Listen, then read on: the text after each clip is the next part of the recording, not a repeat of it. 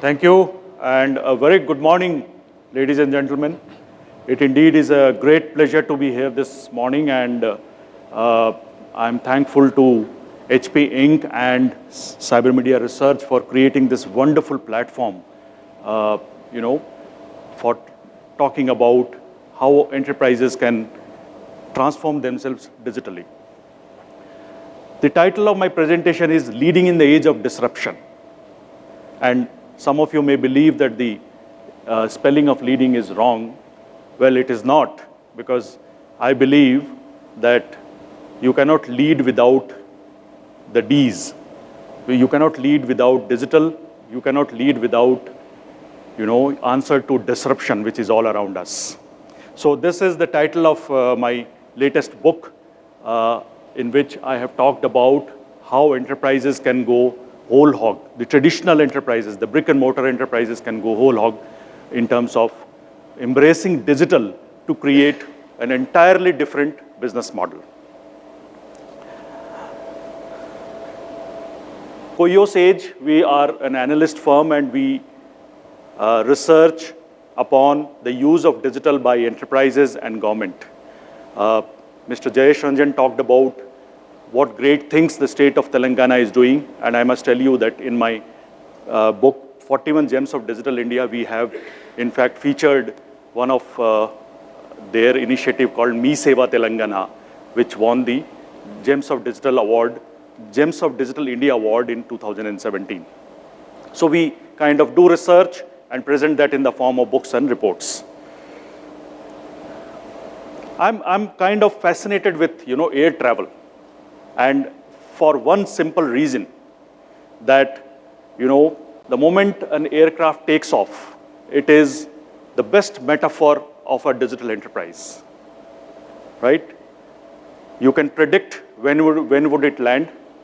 There is a complete prediction of what kind of weather it would encounter. There is a high degree of efficiency in the services which is being provided to you as a passenger. And of course, there is an element of, very high element of security in it, right? You feel secured in an aircraft. Statistics say that air accidents are very, very rare compared to what happens on the road. So I personally believe that air travel is the best metaphor, while it is in the air, best metaphor for a digital enterprise, and a lot of things to learn. So I took this as the theme for my presentation. So let me take you on an air travel. Let us see how things look from an analyst's point of view from a height of 36,000 feet. So the aircraft has come at a height of 36,000 feet. It is stable. Your seat belts are open, and you can see outside, and a broad landscape is visible to you. Let's see what it says. In my book, I have talked about a completely different world emerging. And let's understand what is this world like, right?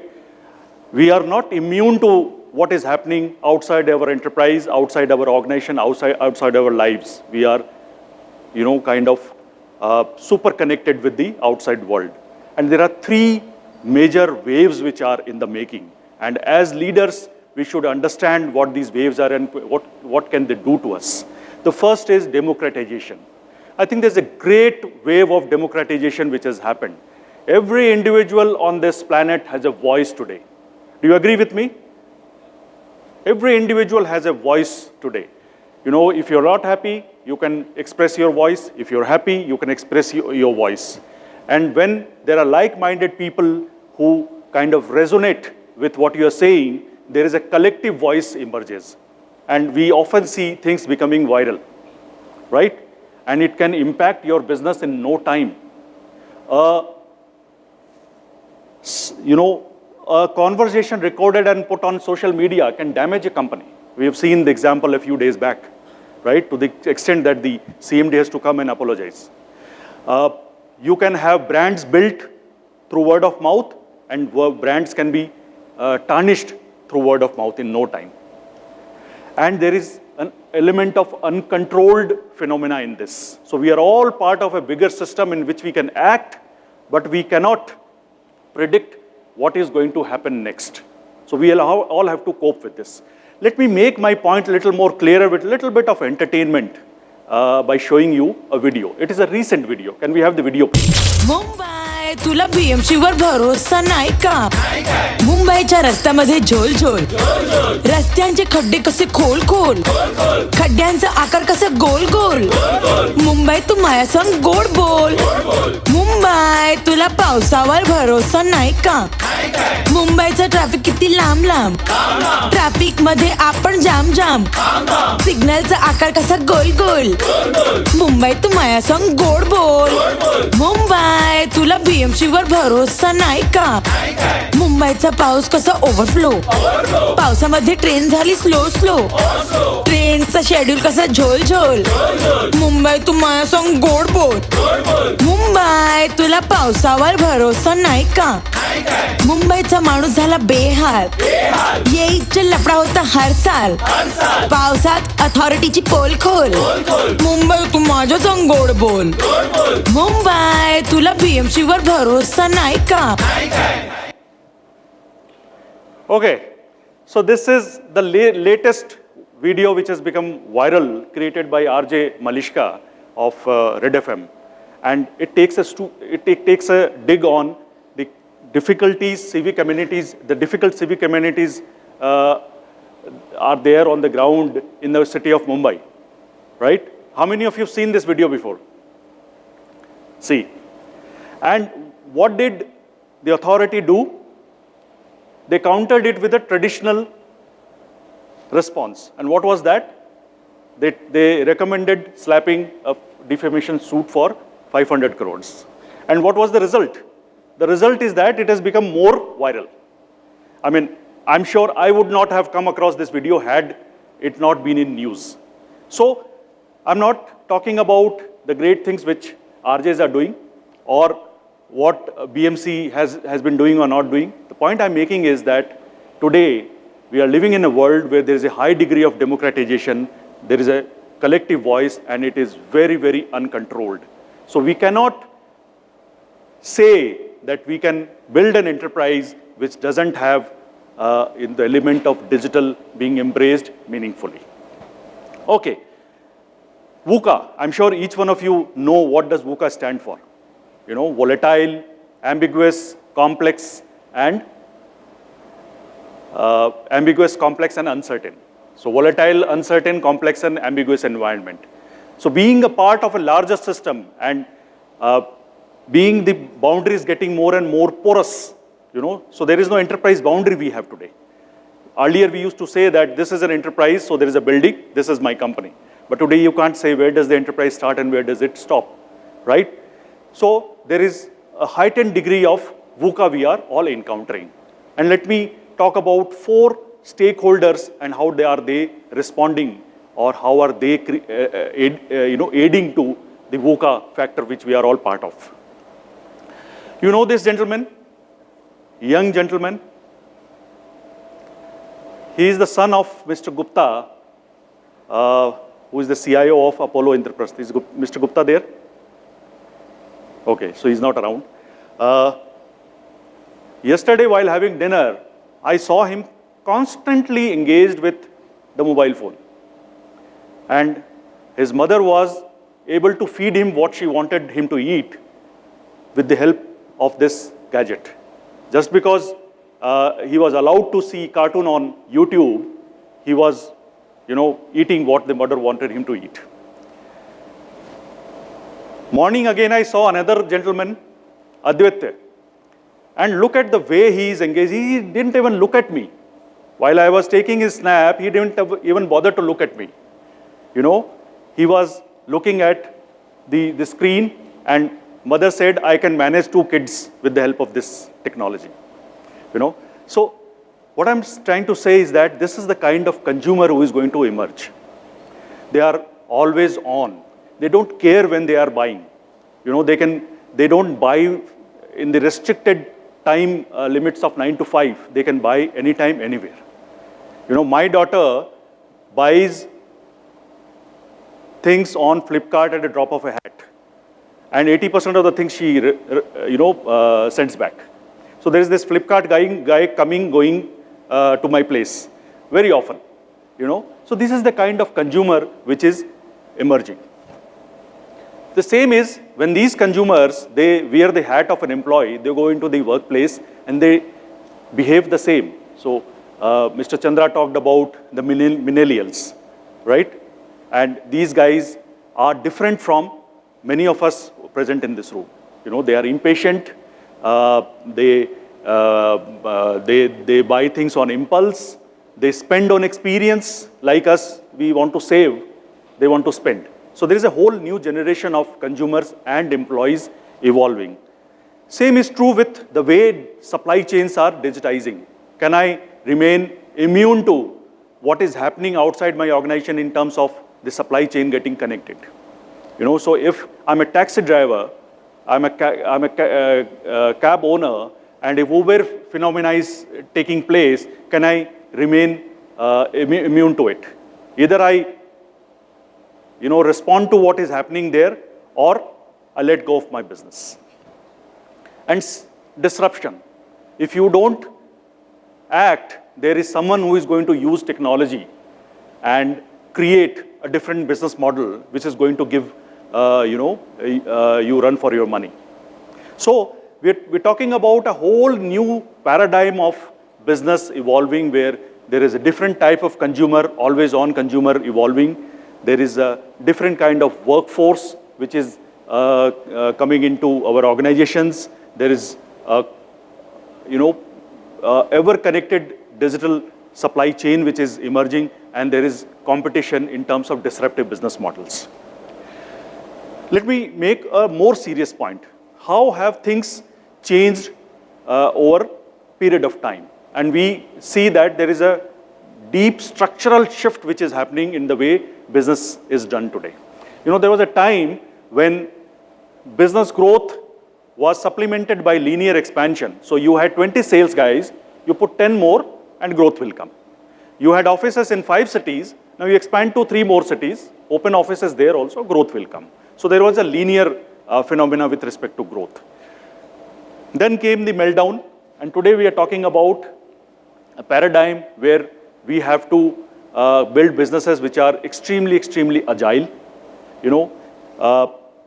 20 years back, Maruti Suzuki had one product which used to give maybe 50% of its profitability, or 50% of its revenue and 70% of profitability. And what was that model? 800, right? And then they had Gen, and then they had ST. So this is how one model would give the required growth and the required profitability. Do they live in the same paradigm today? I think they have around 25 models across the entire spectrum of consumer segments. And each model would give them maybe not more than 10-12% of revenue share. So we are living in an era where growth is coming in bits and pieces. And we have to be agile enough to capture those transient episodes of growth. So if we are not prepared for a small transient episode of growth which is coming our way, we'll lose that opportunity. With that comes the risk of failure. If I have launched 10 new products or 10 new initiatives, and if 7 of them flop, I face a major risk. How do I minimize that risk? So I better be sure that with agility, I am also able to increase my efficacy. And then, of course, I have to be efficient all the time. Look at the way this paradigm has changed. In the past, growth, expansion, and resource, they were all supporting each other. Today, they are all going in different directions. The moment I want to be more agile and maybe create a flexible workforce, my security and my risk increases. The moment I want to become more risk-focused, maybe my efficiency goes for a toss. So I'll have to reconcile these, opposing or competing demands which is there on us as leaders. Let's come down. So that's about how the landscape looks from 36,000 feet height. Let's look at how does it look? It becomes more clearer, the landscape is more visible, you know what is what from a 10,000 feet height. Now, how are organizations responding to it? We did a survey at the beginning of 2017, we did do it every year, and we asked technology leaders like you, what is the top business priority for you in 2017? And look at what they have said. Operational efficiency and product service innovation. That goes well with the landscape, broader landscape which is evolving, the structural shifts which I said. So organizations are today wanting, it is their priority to become innovative as well as efficient. Now, so at times both of them are irreconcilable positions. They are competing positions. Okay, so we have disruptors and we have disrupted. So Mr. Vajpayee's organization is a disruptor model. And I'm sure someone is getting disrupted because of this, right? But the key is that how do both disruptors and disrupted come in the middle and become value creators? I think that's what we all do for a living, and this is what will make a difference in our careers. So between an asset-heavy model, which faces the unique dilemma of variable revenue and fixed cost. You know, many organizations face this dilemma of variable revenue and fixed cost, and revenue invariably varies on the lower side. So the moment you have this phenomena setting in your organization, you have a trouble. Your margins get squeezed. So then you find out ways in which the cost can be variabilized. So you then embrace digital technology to be able to do that. Disruptors are asset light, but they too are disrupted. I think if there are, you know, they look at the difficulty which Ola faced when there was a taxi strike. So you have everything, but then the physical side of the business created a big disruption for you. For 3-4 days or maybe more, Ola service was not, or Ola and Uber services were not available in Delhi. You know, the moment you have that, the consumer faces a big difficulty. So and they are today finding out ways in which this disruption can be handled. So they have different models. They have their own fleet. Then they have the owner-owned fleet where they pay something. You know, so there are different kind of models which they are trying and grappling with. So the issue is, how do you come in the middle and be a value creator? Digital is changing the rules. And I think this is a very simple slide. And each one of us can relate with it with our own experience. There was a time when information was scattered all around the organization in PowerPoints, Excel sheets, and enterprise applications. Digital help you collate all this information together. And more organizations are able to do that. Information from different and variety of sources can be put together to make meaning out of that. There are multiple truths in the organization. You know, so sales revenue is one figure for the sales guy, another figure for the finance guy, and maybe third figure for the CEO. So, you know, when we were working with scattered information, there were multiple truths which were present, and they would take a lot of energy to get reconciled together. Today we can create a single truth. People were driving processes. Today processes are driving people.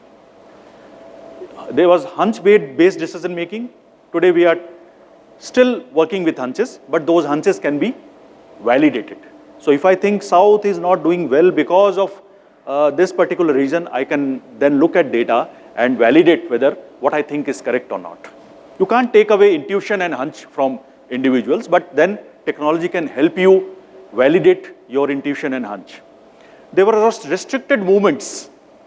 So, you know, Mr. Chandra talked about cubicles. So there was a time when we would go and had a fixed cubicle and we would work 9 to 5 there, or maybe 9 to 7, go home. But today, it doesn't matter where we are. So we can work from anywhere. Hot desking is in. You go, you start working from any desk which is available. It can be personalized in no time. You can work from home, you can work from airport. So we have moved to freedom to move. And there were physical limitations in the past. Today we have digital limitations.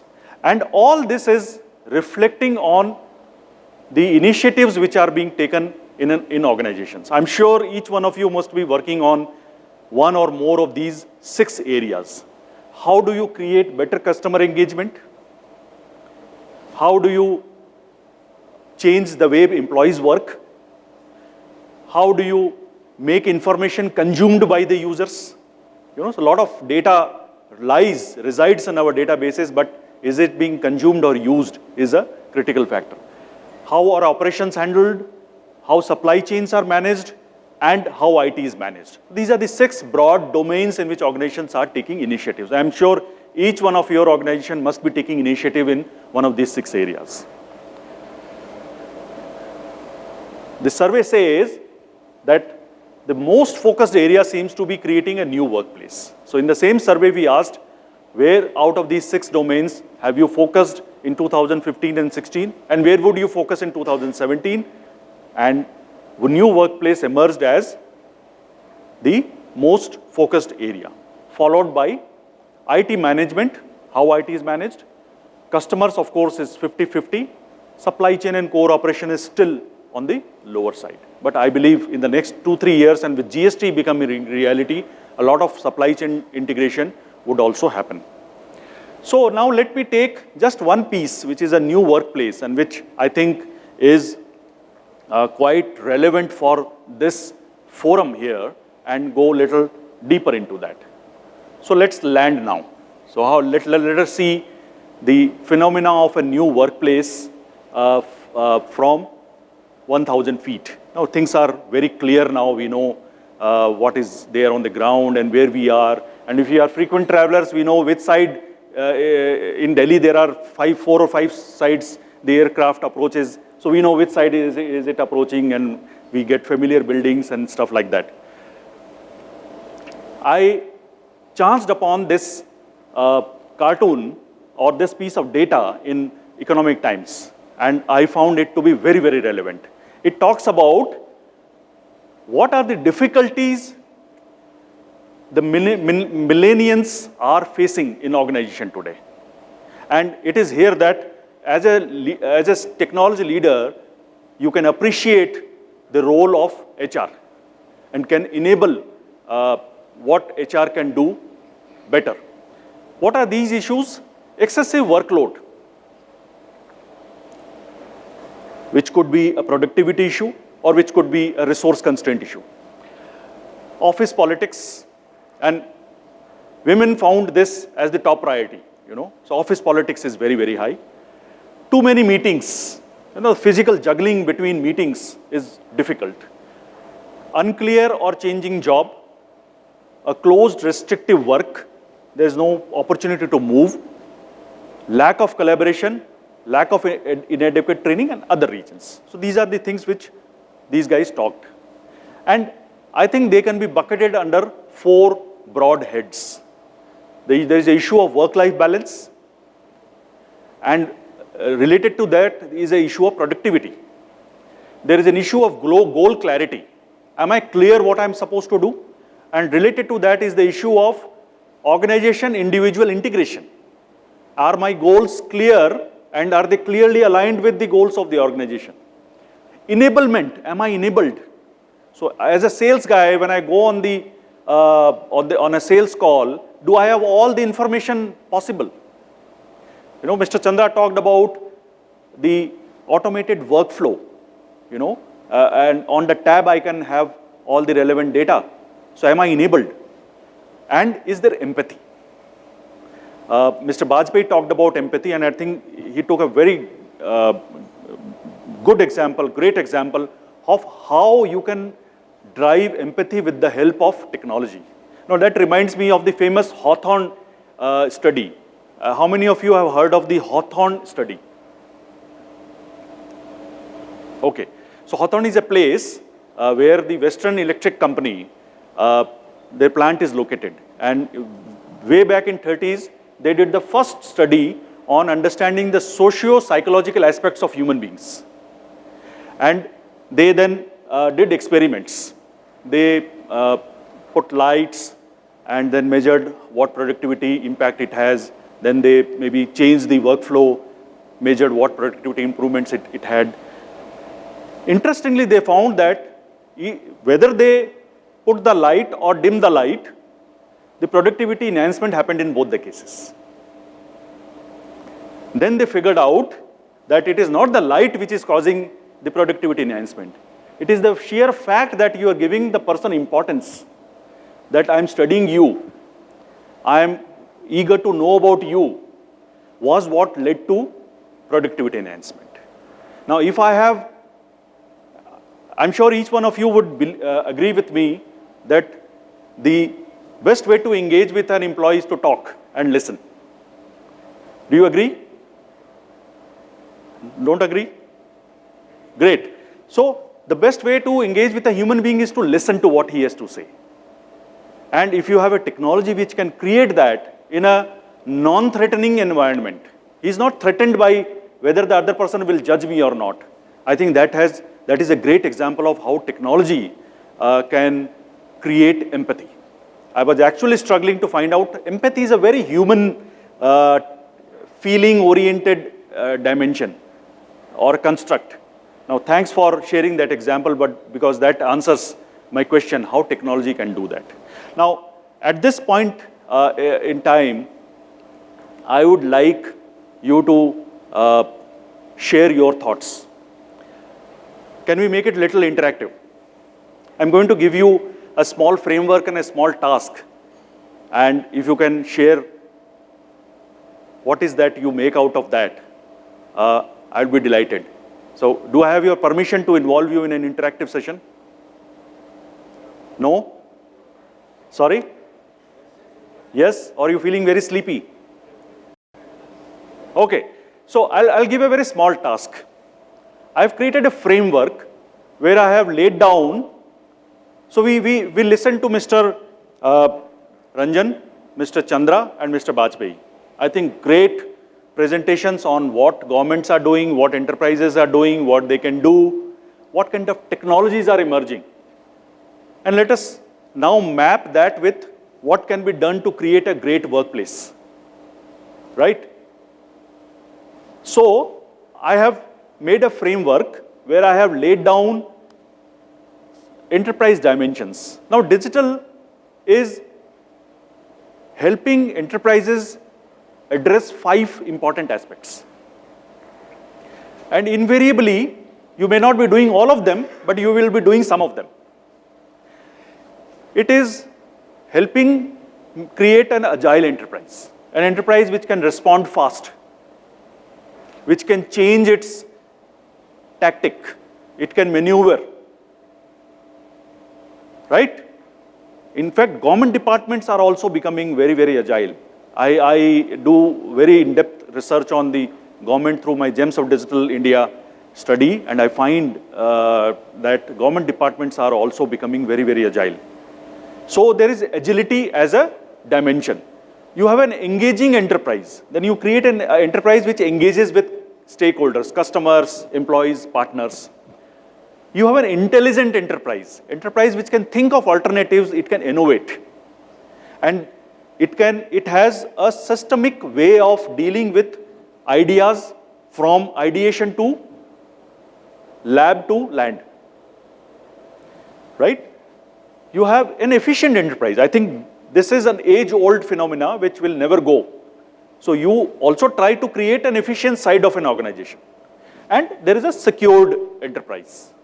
So these are the 5 broad sides of an enterprise. It's like, 5 different sides of an elephant, depending on which side, there's like the 6 blind people trying to explain how does an elephant look like by touching different parts. So the leg appears to be thicker, the tail appears to be thinner. So these are 5 different sides of an enterprise. And then there are these workplace imperatives. Work-life balance, goal clarity, enablement, and empathy. Now, with all years of experience present in this room, please help me fill this chart by saying, where do you see different technologies which we have talked since morning relevant for each of these cells? Or maybe some of the cells. So your organization may be very strong on, say, creating an innovative or an intelligent enterprise. And you want to enable and, enable the workforce to do that. What can be done? I would like you to help me fill this chart. So let's take 5 minutes. If you have ideas, please share. Is that all right? Yeah.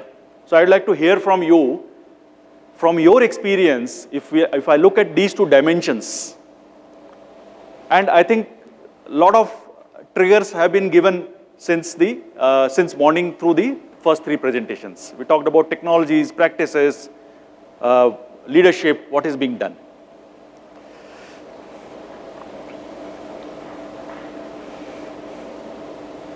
Any thought?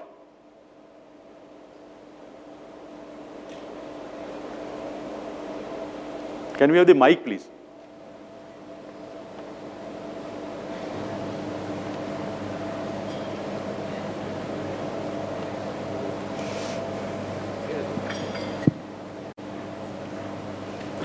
Yeah, we have.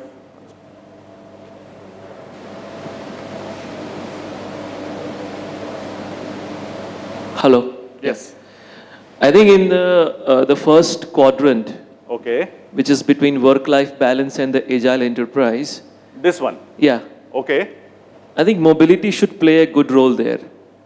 And how does that do? Agility comes from that, how soon I should be able to respond. Correct. And work-life balance comes from is that, I should be able to manage the time between the work and the life, right? So mobility is going to help me do that because I can, be anywhere to respond and still I can manage the work and life balance. Otherwise, if the mobility is not there, then the point is that I still have to really stick to the commuting, office, home, and that is going to disrupt my work-life balance. Wonderful, wonderful. Big round of applause for him. May I know your name, please? I'm Nikunj. Nikunj. Big round of applause for Nikunj. And I think Mr. Chandra also talked about some features in that laptop which you had shown, which can make you do this with ease. Yes, someone else.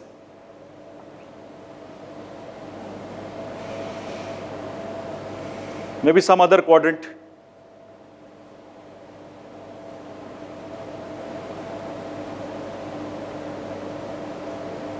Yeah, please. Can you hear me? Yep. I really like the example Alok talked about in terms of the Salesforce enablement with the help of those bots. And actually even for customer support. So we are also experimenting with some of them from a customer support perspective. But Enablement. Yeah, I think the enablement piece may be one of the buckets there, kind of more agile or efficient enterprise, I think is a pretty Agile good or example. efficient. Yeah. Nice. Wonderful. Yes, some more thoughts. I need your help. I'm a researcher. I have to complete this chart and maybe publish a paper. Hello. Hello. Yeah, please. Hi. I think the intelligent enterprise and the enablement which comes into business analytics are the BI layer. Now we are all warming up. You're right. So if you have, Mr. Bajpayee talked about various layers of analytics from hindsight to foresight, and this can really be meaningful in this quadrant. It can help you see patterns, see how things, what customers want, and can create innovation. Yes, some more.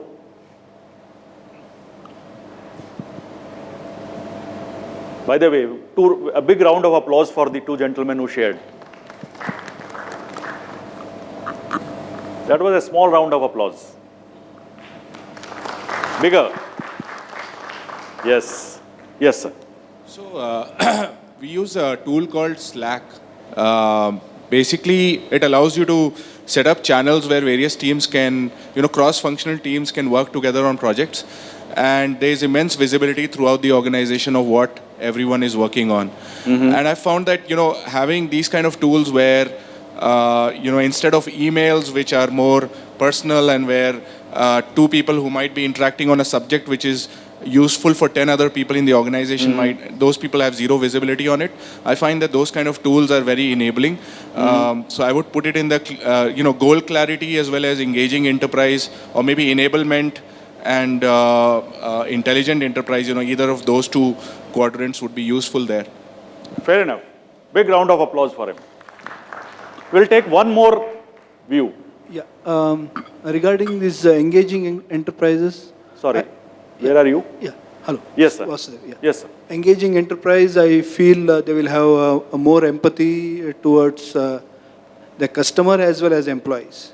That's what. And any of these technology, maybe either, for example, for their day-to-day work, they are getting more into paper. If they want to make paperless, they can think of digitization of the process, which may give better this one to their employees, and they feel empowered, and maybe they can be more productive, not getting into paper, going paper from table to table, rather going for digitization. So I think Mr. Chandra talked about that, the workflow Yes, yeah. on a tablet. Yes. Thank you. Big round of applause for him. Anyone else who wants to share? We have implemented Facebook at work. Yes. Where Shiva are you, here sir? again here. Yes, sir. So we have implemented Facebook at work. What it does is we have many SPVs across India, and we have been putting in the employee collaboration portal and all that traditional way. But it was some structured way of who can upload the photos and stuff like that. But since it's this platform is sort of open, you can upload, anybody can upload anything, stuff like that. So any happenings across the SPVs, they are putting it at, and it's been visible to all the competitors. Wonderful. Where so will you put it? I'll put it under enablement and the engaging enterprise. Engaging enterprise. Beautiful. Big round of applause for him too. Yes. Yes, sir. You wanted to share. Can we have the mic, please? Yeah, my name is Ravi Kumar. Among the enterprise itself, if you are a secured enterprise, this is a very different thought I'm trying to highlight. You are sort of opposite of the other four. Okay, so which is very defensive in nature. Security has to be part of the four, but cannot be a separate entity by itself. True. That is one. Second, in terms of work-life balance and enablement, two things, both analytics and mobility is going to fit in most of the columns under work-life balance and enablement. True. These are 2 points I wanted to tell. Wonderful, wonderful. Now, so, as I said, big round of applause for him. As I said, these are five different sides of the same organization, right? So you're right, they are not mutually exclusive. They're going to reside and work together. One last opportunity. Someone wants to share? Okay, beautiful. I think it has helped me understand this matrix very nicely, and I'm sure each one of us kind of understand the question, and we had very interesting presentations since morning, and they talked about different technologies and what could be done. I'm sure you can take this home and you can actually lead by creating a thought around it and influence the stakeholders in your organization to help them create a new workplace. I just mapped whatever you said, it is all, it's the same thing which has been mapped here. So we finally arrived, and thank you so much for your time.